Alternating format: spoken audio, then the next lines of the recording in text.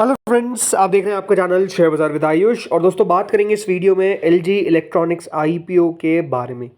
इस वीडियो में दोस्तों कंपनी का हम डिटेल एनालिसिस करने वाले हैं। कंपनी के बारे में आपको हर एक बात बताऊंगा, किस तरीके से दोस्तों ये कंपनी कारोबार कर रही है भारत के अंदर, कितना कंपनी का मार्केट शेयर है, किस तरह की वैल्यूएशंस है, किस तरह की पीयर्स की वैल्यूएशंस है, और सबसे बड़ी बात, क्या आईपीओ में पैसा बन पाएगा। सबसे बड़ा क्वेश्चन तो यही है। तो इसका भी दोस्तों इस वीडियो में हम जवाब ढूंढने की कोशिश करेंगे, तो आप लोग देखिएगा वीडियो को पूरा ज़रूर। लेकिन उससे पहले पहली बार अगर आपने चैनल को विजिट किया है तो आप लोग ज़रूर चैनल को सब्सक्राइब आप लोग कर लीजिएगा। सो दोस्तों, एलजी इलेक्ट्रॉनिक्स का आईपीओ ओपन होने वाला है 7 अक्टूबर से 9 अक्टूबर के बीच में। 10 रुपये की इसकी फेस वैल्यू रहने वाली है। 1080 से 1140 का कंपनी ने प्राइस बैंड सेट किया है। 13 शेयर्स का लॉट साइज है। एक प्योर ओएफएस हमको आता हुआ दिखा है 11,607 करोड़ का। एक और दोस्तों आईपीओ हमको आता हुआ देखने को मिला है साउथ कोरियन जायंट का। इससे पहले अगर आप देखेंगे Hyundai का आईपीओ आया था और वो भी एक प्योर ओएफएस था। ये भी एक प्योर आपको ओएफएस आता हुआ दिखा है, राइट। सो एलजी इलेक्ट्रॉनिक्स के बारे में पहले तो हम बात करते हैं। दोस्तों कंपनी 1997 में इनकॉर्पोरेट हुई थी और एलजी इलेक्ट्रॉनिक्स इंडिया जो है वो एक मैन्युफैक्चरर है और डिस्ट्रीब्यूटर है होम अप्लायंसेस और कंज्यूमर इलेक्ट्रॉनिक्स का। इसमें बस मोबाइल फ़ोन्स ही नहीं बेचते, इसके अलावा सारे आप होम अप्लायंसेस या फिर जो भी कंज्यूमर इलेक्ट्रॉनिक्स के सामान है वो आपको मिल जाएंगे। कंपनी जो है दोस्तों वो प्रोडक्ट सेल करती है B2C और B2B दोनों के तहत, राइट। यानी कंपनी डायरेक्ट कंज्यूमर्स को भी बेचती है, तो बिजनेस टू बिजनेस भी याद रखिएगा कंपनी का ट्रांजैक्शन आपको देखने को मिलता है, राइट। कंपनी याद रखिएगा यहाँ पर installation services, repairs, maintenance services भी करती है, तो ये बात भी आपको समझ के आनी चाहिए। एलजी दोस्तों सिर्फ भारत की कंपनी नहीं, जैसे मैंने कहा ये एक साउथ कोरियन कंपनी है जिसका भारत में भी आपको डेफिनेटली अच्छा खासा बिजनेस देखने को मिलता है, और इसके अलावा भारत के बाहर भी कंपनी काफ़ी बढ़िया करती है। कंपनी की जो बिजनेस सेगमेंट है इसमें मेजरली दोस्तों 3 चीज़ें आती है। पहला आता है होम अप्लायंसेस, दूसरा आता है एयर सॉल्यूशंस और तीसरा आता है होम एंटरटेनमेंट। कंपनी के दोस्तों 2 मैन्युफैक्चरिंग यूनिट्स है भारत के अंदर, जिसमें 2 सेंट्रल डिस्ट्रीब्यूशन सेंटर्स हैं, 23 रीजनल डिस्ट्रीब्यूशन सेंटर्स हैं, 51 ब्रांच ऑफिसर्स हैं जो सपोर्ट करते हैं बाय 30,847 सब डीलर्स एज ऑफ मार्च 31, 2025। जैसे मैंने कहा कंपनी की 2 मैन्युफैक्चरिंग यूनिट्स है, तो ये दोनों जो मैन्युफैक्चरिंग यूनिट्स है काफ़ी एडवांस है। एक है दोस्तों नोएडा के अंदर जो नोएडा मैन्युफैक्चरिंग यूनिट है, और एक है पुणे के अंदर जो पुणे मैन्युफैक्चरिंग यूनिट है। और कंपनी का जैसे मैंने बताया पैन इंडिया सप्लाई आपको देखने को मिलता है, जिसमें कंपनी के 25 प्रोडक्ट वेयर हाउसेज आपको देखने को मिल जाते हैं, जिसमें 2 सेंट्रल डिस्ट्रीब्यूशन सेंटर्स हैं, 23 रीजनल डिस्ट्रीब्यूशन सेंटर्स आपको देखने को मिल जाते हैं। Company also offers services through 1006 service centers across urban and rural India, जिसमें 13,368 इंजीनियर्स आपको देखने को मिलते हैं और 4 कॉल सेंटर्स देखने को मिलते हैं। तो आप समझिए किस तरीके से कंपनी ने अपने बिजनेस को फैला रखा है। कंपनी के एज ऑफ जून 30, 2025 3,700 मतलब ऑलमोस्ट 3,800 एम्प्लॉयज आप कह सकते हैं, राइट। इतने आपको कंपनी के पास एम्प्लॉयज़ मिल जाते हैं। और कंपनी का जो ब्रांड फिलॉसफी है वो है life's good when we do good, right. तो इस तरीके से कंपनी की फिलॉसफी है। तो ये तो दोस्तों मैंने आपको कंपनी के बारे में बताया, लेकिन अब कंपनी के कुछ अचीवमेंट्स के बारे में बताता हूँ किस तरीके से दोस्तों ये भारत की नंबर 1 इलेक्ट्रॉनिक कंपनी है। सो दोस्तों जैसे मैंने बताया एलजी कंसिस्टेंटली अगर आप देखेंगे नंबर 1 प्लेयर रहा है अक्रॉस मल्टीपल कैटेगरीज, जिसमें refrigerators, washing machines, panel televisions, inverter air conditioners और माइक्रोवेव्स आते हैं। एलजी इंडिया ने दोस्तों अपना लार्जेस्ट मार्केट शेयर याद रखिएगा by value in the offline chain अभी भी होल्ड रखती है, जिसमें बताया जाता है कि कंपनी के पास 78% of the consumer electronics market share. 78% मतलब आप समझिए कि अगर कोई 4 चीज़ें इलेक्ट्रॉनिक्स की बिक रही है तो उसमें से मेजरली 3 तो आपको एलजी की देखने को मिल सकती है। इस तरीके का मार्केट इनका है, राइट। एलजी दोस्तों उन पहली कंपनी में से एक था जिसने इन्वर्टर एयर कंडीशनर्स का ओवरऑल लॉन्च किया था। इसलिए अगर आप देखेंगे जब कंपनी अपने पीओ से आगे रहती है लॉन्च करने में, तो आप देखिए उसका फ़ायदा किस तरीके से होता है कि ऐसा बताया जाता है कि अगर भारत में 10 एसीज बिकते हैं तो उसमें से 8 जो होते हैं वो इंडिया में एलजी के बने होते हैं। तब समझ सकते हैं कि किस तरीके से 8 out of 10 AC sold in India were inverter based, a transition where LG was a clear pioneer, right. LG आर्ट नहीं बेचता मतलब इन्वर्टर आर्ट बेचते हैं, राइट। तो आप समझिए कि किस तरीके से कंपनी ने अपने आप को आगे रखा कॉम्पिटिटर्स के, इसलिए कंपनी इतना शानदार करती हुई नजर आई। ये 2 कंपनी के पास डेफिनेटली दोस्तों अभी एडवांस फैसिलिटीज़ है नोएडा और पुणे के अंदर, लेकिन कंपनी ने एक और प्लान बताया जिसमें कंपनी ने बताया कि 5,001 करोड़ रुपए कंपनी खर्च करेगी, एक और प्लांट बिल्ड करेगी। और अब ये जो प्लांट होगा ये आंध्र प्रदेश में देखने को मिलेगा, जो ऑपरेशन हो जाएगा वह FY27। तो अब समझिए कंपनी एक और जब अपना मैन्युफैक्चरिंग प्लांट खोल लेगी तो वो डेफिनेटली कितना शानदार आपको रहता हुआ नजर आएगा। हम दोस्तों कंपनी की स्ट्रेंथ और वीकनेस पे बाद में आएंगे, लेकिन एक बार कंपनी के फाइनेंशियल समझते हैं, देन हम कंपनी की स्ट्रेंथ और वीकनेस को समझेंगे। स्ट्रेंथ क्या है, सॉरी, कंपनी के फाइनेंशियल्स क्या है, देन हम बात करते हैं स्ट्रेंथ की। तो अगर आप नंबर्स देखेंगे कंपनी के 2023 में, तो करीबन FY23 में कंपनी का रेवेन्यू था 20,108 करोड़ का। FY24 में कंपनी का रेवेन्यू था 21,557 करोड़ का।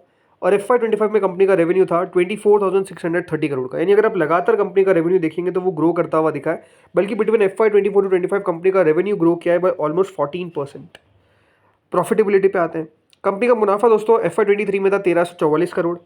FY25 में FY24 में हुआ 1511 करोड़, और देन हो गया 2,203 करोड़। यहाँ से यहाँ तक अगर आप देखेंगे तो कंपनी का प्रॉफिट बढ़ा है बाय क्लोज टू 46%। अभी दोस्तों कंपनी ने एक क्वार्टर के नंबर रिपोर्ट करे जिसमें 6,337 करोड़ का कंपनी का रेवेन्यू ऑलरेडी हो चुका है with the profit of 513 crore. तो ग्रोथ आप समझ सकते हैं शानदार कंपनी की देखने को मिली है। और अभी ये बात ध्यान रखिएगा, जीएसटी कट हमको देखने को मिला है, राइट। तो वो जीएसटी कट का भी कंपनी को फायदा होता हुआ देखने को मिलेगा, क्योंकि ये बात ध्यान रखिए कंपनी कंजम्पशन से जुड़ी हुई है, तो डेफिनेटली जिस तरीके से जीएसटी कट होते हुए देखने को मिला है, इससे कंपनी को बड़ा फायदा होने वाला है। इसके अलावा दोस्तों कंपनी के ऊपर अगर आप देखेंगे कोई भी डेट नहीं है। जी हाँ, ये एक नेट डेट फ्री कंपनी है, जीरो डेट आपको देखने को मिलती है कंपनी के ऊपर। और ये आज से नहीं है, ये कंपनी पिछले कई सालों से मेंटेन करके रखी हुई है, तो ये भी अपने आप में आप समझ सकते हैं कितनी बड़ी बात है। अब दोस्तों एक बार कंपनी का हम स्वॉट एनालिसिस करते हैं, जिसमें स्ट्रेंथ, वीकनेस, अपॉर्चुनिटी, थ्रेट को समझेंगे। स्ट्रेंथ क्या है? Strong brand equity. देखिए अपने आप में आप समझ सकते हैं एलजी का नाम चलता है, राइट।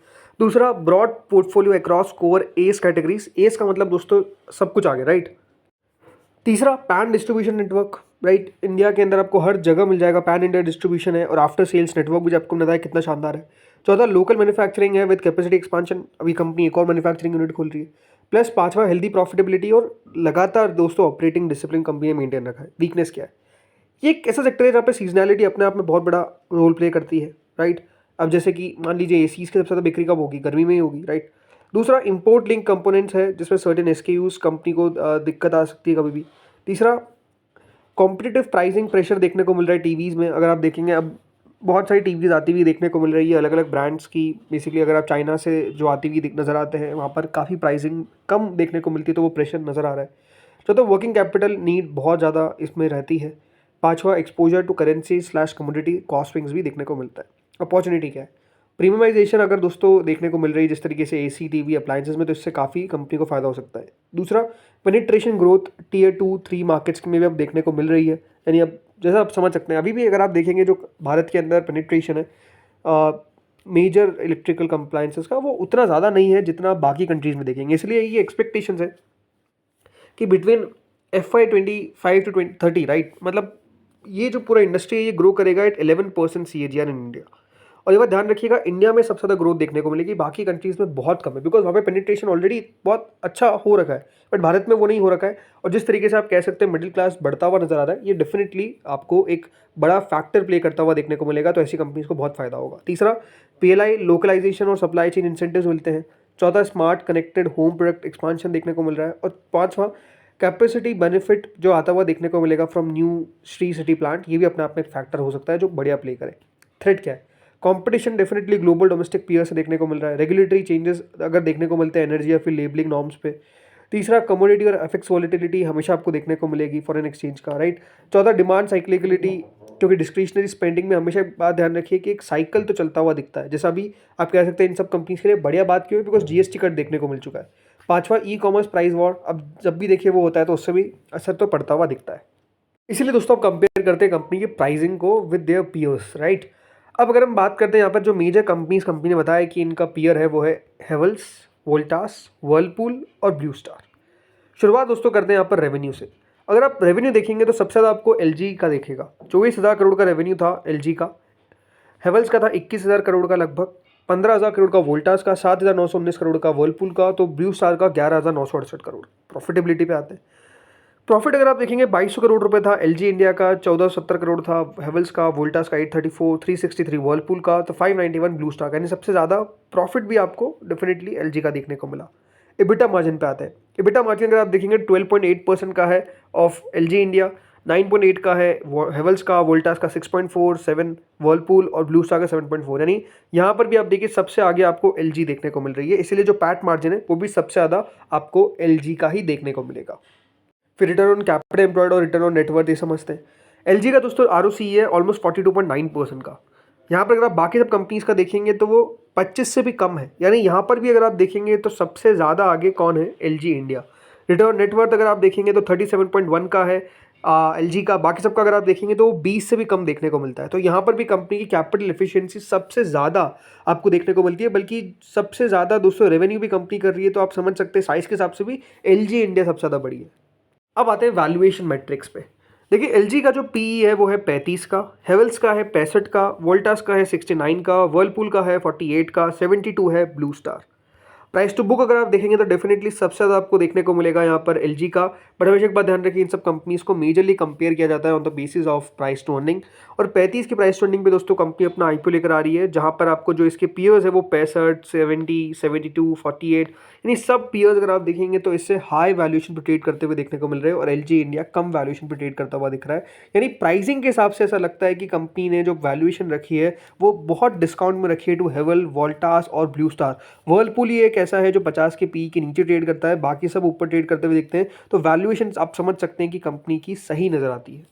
बाकी अगर आप डेट टू इक्विटी देखेंगे तो कंपनीज ने कहा नेट डेट फ्री है। बाकी कंपनीज भी अगर आप देखेंगे तो ऑलमोस्ट डेट फ्री आपको देखने को मिलती है, वेरी लो डेट। और करंट रेशियो सबसे बेहतर किसका है, यहाँ पर वर्लपूल का आपको देखने को मिलता है। बाकी सेकंड नंबर पे आपको एलजी देखने को मिल जाता है, वो बढ़िया बात है। तो इसलिए दोस्तों फाइनल टेक क्या है, देखिए सब कुछ आपको ने बता दिया। वैल्यूएशन की हमने बात कर ली, कंपनी के फिनेंशियल्स की बात कर ली, क्या स्ट्रेंथ, वीकनेस, अपॉर्चुनिटी, थ्रेट है उसके बारे में बात कर ली। आई थिंक एलजी इलेक्ट्रॉनिक्स अपने आप में जिस स्पेस की कंपनी है, सबसे बड़ी बात तो मार्केट लीडर है, राइट, नंबर 1 आप कह सकते हैं भारत के अंदर। फिनेंशियल्स कंपनी के तगड़े हैं, वैल्यूएशन कंपनी की सही है अगर आप कंपेयर करते हैं बाकी कंपनीज से।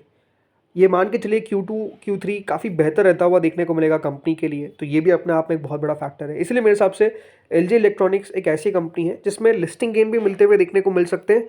प्लस आपका व्यू मेरे हिसाब से इसमें लॉन्ग टर्म का होना चाहिए, बिकॉज अपने आप में देखिए काफ़ी शानदार कंपनी है जो ग्रो करती हुई नजर आएगी लगातार। तो आई थिंक एलजी इलेक्ट्रॉनिक्स पे मेरा व्यू यही है कि लिस्टिंग गेन तो बन सकते हैं डेफिनेटली, बट एलजी इलेक्ट्रॉनिक्स में एक लॉन्ग टर्म का व्यू आपको लेकर चलना है। आई थिंक ऐसी कंपनीज पोर्टफोलियो में रखने लायक होती है, बिकॉज मार्केट लीडर हमेशा दोस्तों आप चाहेंगे कि आपके पोर्टफोलियो का हिस्सा रहे। इसलिए आई थिंक एलजी इलेक्ट्रॉनिक्स वो मार्केट लीडर है जिसको डेफिनेटली पोर्टफोलियो का हिस्सा बनाकर रखना चाहिए। अगेन ये एक पर्सनल व्यू है, कोई आपको राय नहीं है कि आप इसमें लॉन्ग टर्म करिए, शॉर्ट टर्म करिए, वो तो आपको अपने फाइनेंशियल एडवाइजर से कंसल्ट करना है। इस वीडियो में इतना ही था। अगर आपको अच्छा लगा तो लाइक करिएगा, चैनल से पहली बार जुड़े सब्सक्राइब करना। Thank you friends watching this video.